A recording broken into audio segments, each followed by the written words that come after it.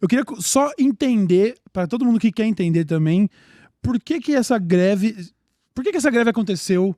Onde que juntou... Foi quem que juntou? CPT? Metrô, CPTM e Aham, Sabesp. certo. E- É porque, na verdade, a gente passa por um processo no estado de São Paulo já faz muitas décadas de constante sucateamento das estruturas públicas, né? Então, eu acho que esse é um lembrete importante para a gente não achar que isso é uma coisa que começa agora com o governo do Tarcísio, né? Porque tem muita gente que acaba sendo levada por essa lógica, esse tipo de lógica de privatização e tal começou agora. E não, na verdade, o atual vice-presidente da República, que foi o governador de São Paulo durante 20 anos, era a pessoa que mais tocava esse processo. E aí, o que acontece é que a iniciativa privada veio avançando sobre uma série de estruturas ao longo desses anos todos, né? Então é meio aquela brisa do que a gente comentou, de que existe um movimento, né, cada vez maior dos empresários, existe um movimento das grandes empresas em transformar aquilo que é entendido como direito em um serviço, né? Então você transforma o transporte não em um direito, em um serviço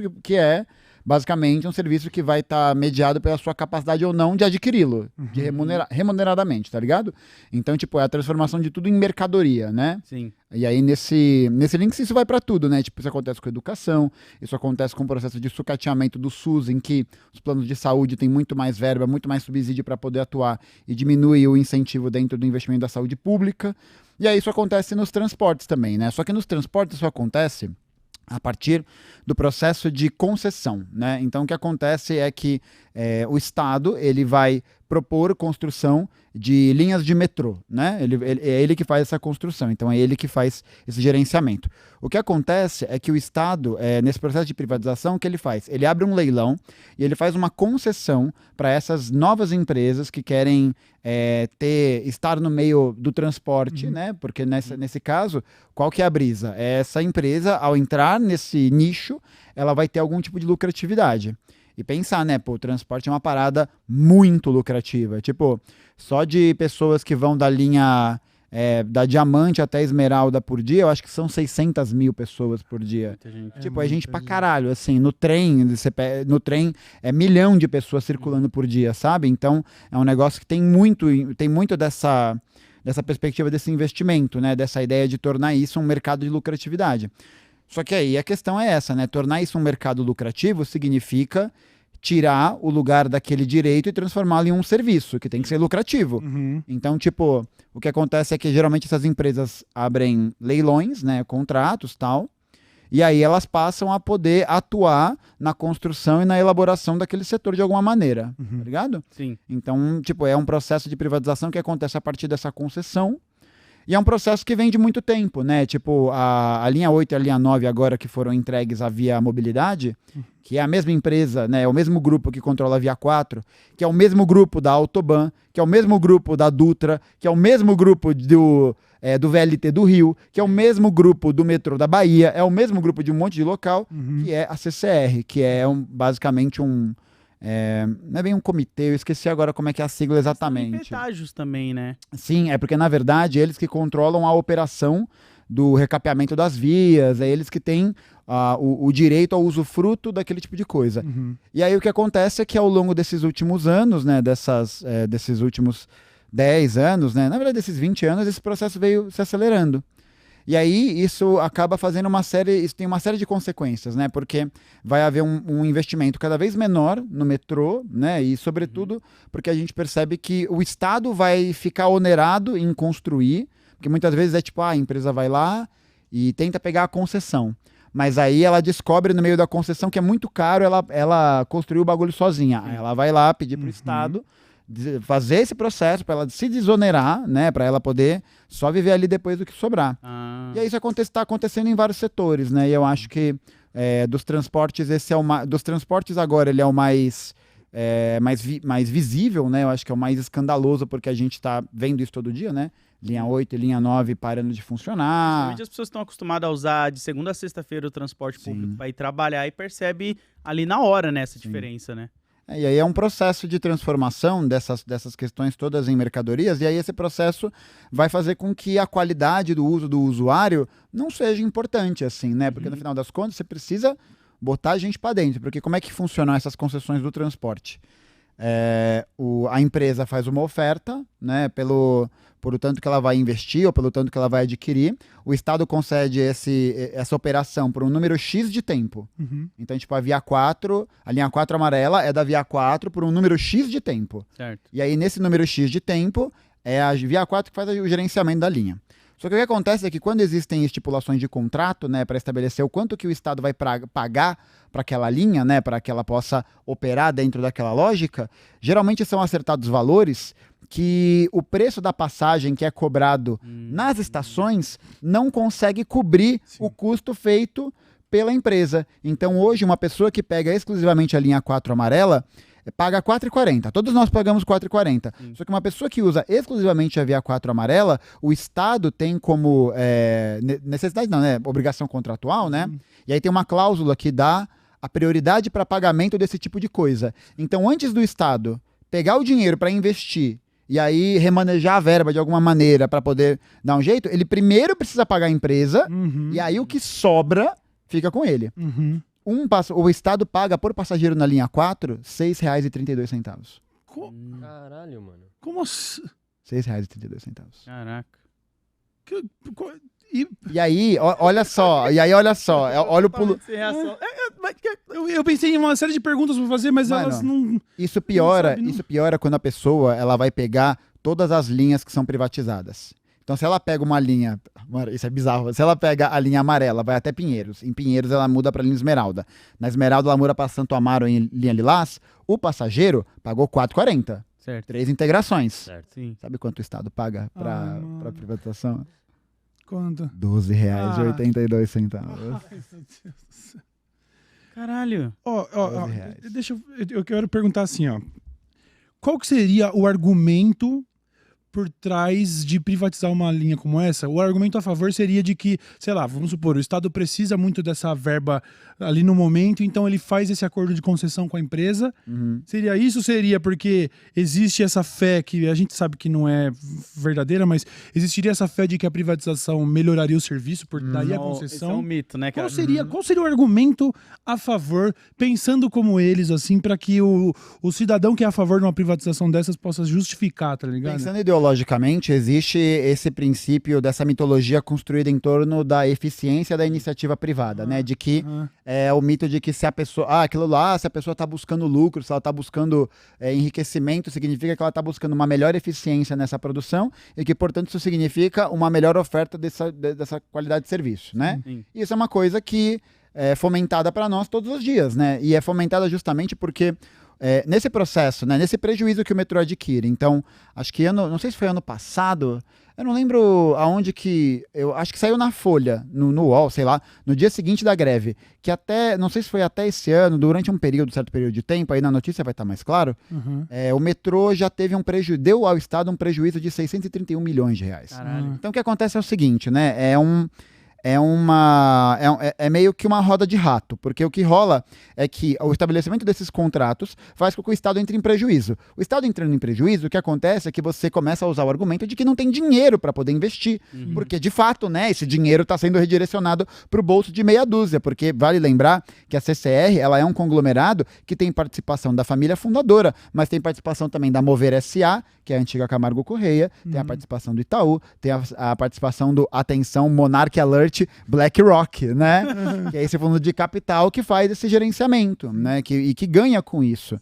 E aí o que rola é que nesse processo dessa concessão, o Estado fica muito onerado, então ele não consegue investir, porque ele vai estar sempre nesse prejuízo. E aí você fala, não tem dinheiro. A iniciativa privada pode ajudar a cobrir esse rombo. E aí você vai... E o Estado, e aí essa é uma parada importante, né? O Estado, ele é governado pelas pessoas que são acionistas dessas empresas, né? Tipo isso, se a gente parar para analisar, por exemplo, na educação em São Paulo. O secretário de Educação do Estado de São Paulo, o Renato Feder, era CEO da Multilaser por 15 anos. Sim. Tá ligado? E que ainda é um dos acionistas do fundo que controla a Multilaser em Delaware, nos Estados Unidos, que é a Dragon Gem. E aí, tipo, o cara ainda é acionista e ganha dinheiro fazendo essas ações. Sim. E aí, quais são as propostas que ele passa? Propostas que vão tentar digitalizar cada vez mais o ensino. Por quê? Porque ele é um dos proprietários de uma empresa que produz produtos eletrônicos. Mais dinheiro pro bolso dele. Porque, no fim das contas, fica óbvio que essas medidas são tomadas naquela parceriazinha com empresários, porque todo mundo ali envolvido tá ganhando o seu, né? É um negócio absurdo. Aliás... E é bizarro esse mito aí do... privatiza pra melhorar, porque, pô, eu lembro principalmente da Eletropaulo, né? Sim. Tipo, pô, querendo ou não, podia ter uns problemas ali, tinha, mas pelo menos resolvia quando se ligava. Agora que é Enel, me desculpa ter que falar aqui, mas pelo amor de Deus. A Load tá o passando por negócio- isso agora, inclusive. Eu tô sem luz e aqui é outra empresa ainda, né? Eu tô agora, eu só vou ter luz na minha casa no dia 11. Nossa. Eu tô sem energia desde terça-feira em casa, Sim. porque eu só esqueci de atualizar o meu dado na empresa. Mas aí no mesmo dia que eles chegaram lá e cortaram, eu fui lá atualizar. Mas agora pra ligar é só daqui a 11 dias. Não, e é isso, tipo, no final das contas é muito louco, porque é um argumento, né, ideológico muito baseado na ideia da eficiência, da ausência de burocracia. Mano, tenta ligar em alguma grande empresa de serviço pra cancelar um serviço. Pois é. Tenta fazer isso, Pois é. tipo, é uma coisa que demora muito tempo, Aham. tá ligado? Inclusive, a gente fez um vídeo só reagindo a esses Sim, é A verdade. telemarketing, situações. que é uma situação bizarra. E são empresas privadas. Sim. E sabe, esse argumento que eu já vi muita gente dando, na hora de colocar, por exemplo, outsiders na política, vamos eleger empresários como Dória ou Trump, porque o cara é bom em administrar a empresa. Sim. Mano, a empresa trabalha com a lógica do lucro, ela não tá preocupada com Mano, seres e humanos. pior, É bizarro e tem uma isso. coisa ainda pior, né? Porque você transfere a lógica da política pra uma lógica de gerência, Sim. que é uma coisa completamente diferente, né? não tem Você- nada a ver. Você gerenciar uma empresa tem a ver com o quanto de eficiência ou de qualquer coisa você consegue estabelecer. Mano, viver em sociedade politicamente não é isso, né? Não é gerenciar um grupo empresarial, né? E aí essa transferência ela é muito importante porque ela vai fazendo com que as relações sociais que permeiam a nossa existência, elas vão ficando cada vez mais caracterizadas por esses elementos capitalistas, por esses elementos, sobretudo, né, capitalistas neoliberais, né? Que é tipo essa ideia do sujeito da produtividade, do sujeito de precisar estar sempre alerta para quando uma demanda aparecer para você atender rápido. E aí o negócio é esse, e a gente está vivendo um momento em que cada vez mais aquilo que era entendido como um direito básico, se transformando em mercadoria, se transformando em serviço, isso acaba privando com que as pessoas possam acessar essas coisas. Sim, exatamente. Então, tipo, o cara vai lá e ganha 4, porque aí vai vir um liberal, um corno, né, falar, a empresa paga vale transporte 4,40 pro cara ir e voltar. Beleza, a gente pode considerar que isso, primeiro, isso é um direito, né, tipo, nossa, Sim, exatamente. obrigado empresa por pagar, né, o meu deslocamento pra eu ir até aí, pra você me explorar a sua E ainda chifruda, né? dependendo, vem descontado no olerite também, Não, né? mas aí beleza, aí o cara paga 4,40, só que aí com esse processo dessa transformação, o cara, né, o trabalhador precarizado, né, muitas vezes com um CNPJ, né, então ele não tá nem na relação ali regular do trabalho. Pô, se ele quiser dar um passeio no parque, ele não pode. Sim. Ele não pode, porque, tipo, se ele quiser levar a família, ele não vai poder, porque ele vai precisar gastar R$17,60 para 4 pessoas para poder fazer esse rolê. Sim, e isso para várias outras questões também, tipo atrações culturais que tem no centro da cidade, Sim. pessoas que às vezes moram em qualquer tipo de periferia, no extremo, e falam, pô, gostaria de, sei lá, de ir no Anhangabaú com a minha família esse final de semana. Pô, pra cada um aqui eu vou gastar Não no vai. mínimo tanto pra pois ir é. até lá. Só pra ir, não é nem pra se alimentar e pagar uma Sim. entrada. E na lógica de muitos desses neoliberais, inclusive de alguns que vendem curso aí, lazer, peraí. É supérfluo, né? Totalmente supérfluo. Não, você não É o precisa entendimento de que a pessoa, ela nada mais é do que um pedaço de carne pronta para se tornar produtiva, né? Exato. E movida por esse sentimento de culpa da produtividade. E acho que também, né, pô, você falou de evento de cultura. A gente tem uma Secretaria de Cultura que tá cada vez mais subfinanciada, cada vez mais entregue a ONGs, a terceirizações para poder fazer os eventos acontecerem. Doideira. E aí você consegue fazer esse avanço, né? Tem várias empresas, grandes empresas que fazem, instituições culturais e o caralho, que é para abater imposto, né? Sim. Que é para isso. E num estado que a gente tem um desfinanciamento cada vez maior das iniciativas públicas de fornecimento de cultura, o que a gente acaba tendo como única opção é recorrer a essas iniciativas. Sim. Porque aí outras iniciativas que são populares, né? Iniciativas que funcionam como válvulas de escape para esse processo, né? Como um baile funk, por exemplo, né? Que tá ali no limiar da ilegalidade, né? Do ponto de vista institucional, jurídico, da realização, qualquer merda assim. Mas aí você priva a classe trabalhadora, você priva o proletariado brasileiro de de ter dignidade, né? De se divertir. Mas, pô, Garfato, isso aí faz sentido, porque eles querem manter você nos extremos da periferia sem ter acesso aos grandes centros, a não ser quando é pra trabalhar. E aí, é claro, o que a gente tem nesse processo desse avanço, dessa precarização, desse avanço, dessa transformação, é um processo cada vez maior de marginalização social, né? Porque as pessoas vão perdendo seus empregos, elas vão perdendo essa estabilidade, elas vão tendo que recorrer cada vez mais a empregos mais e mais precários. Sim. E aí isso acaba levando a uma formação de um enorme exército industrial de reserva, uma enorme massa de desempregados, Sim. de pessoas que estão ali desalentadas, pessoas que não sabem o que fazer, né?